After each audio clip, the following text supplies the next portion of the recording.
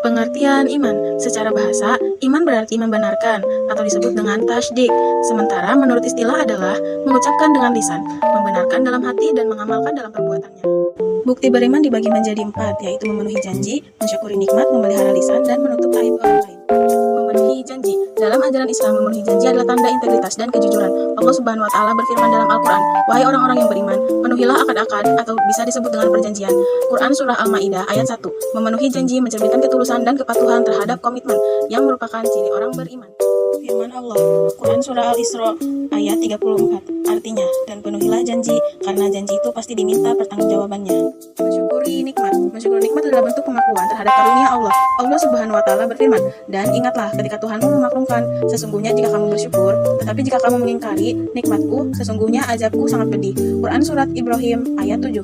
Syukur adalah ungkapan terima kasih dan penerimaan terhadap segala bentuk pemberian dari Allah.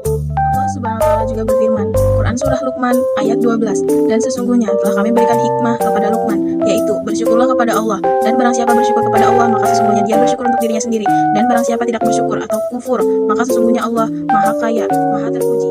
Memelihara lisan. Memelihara lisan dari ucapan yang buruk kalau tidak bermanfaat adalah bagian dari akhlak yang baik dalam Islam.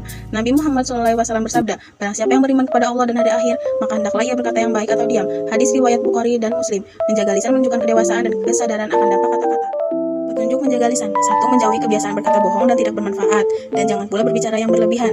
2. Jauhi pembicaraan yang batil, kotor, dan jorok. 3. Jangan berbicara dusta atau palsu. Ingat, tanda-tanda orang munafik salah satunya jika berbicara berdusta atau berbohong. 4. Jangan gunakan lisanmu untuk menggunjing. 5. Jangan berkata kasar. 6. Jangan mengadu domba dan jangan pula mudah marah. 7. Jawablah panggilan orang tua dengan sopan dan santun.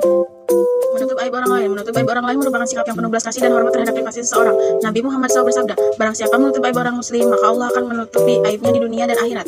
Hadis riwayat Muslim. Ini mencerminkan empati dan komitmen untuk menjaga kehormatan sesama.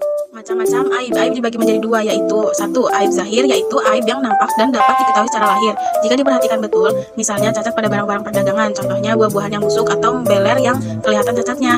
2. Aib tersembunyi, yaitu aib yang tidak nampak karena disembunyikan, tidak terlihat meski sudah diperhatikan betul-betul. Ambil contoh, beras yang sudah dicampur antara beras premium, super dengan golongan yang biasa, atau kacang-kacangan yang bagus atasnya, sementara yang bawah kondisinya kurang baik. Semuanya tidak kelihatan jika tidak diurai atau dibuka semuanya.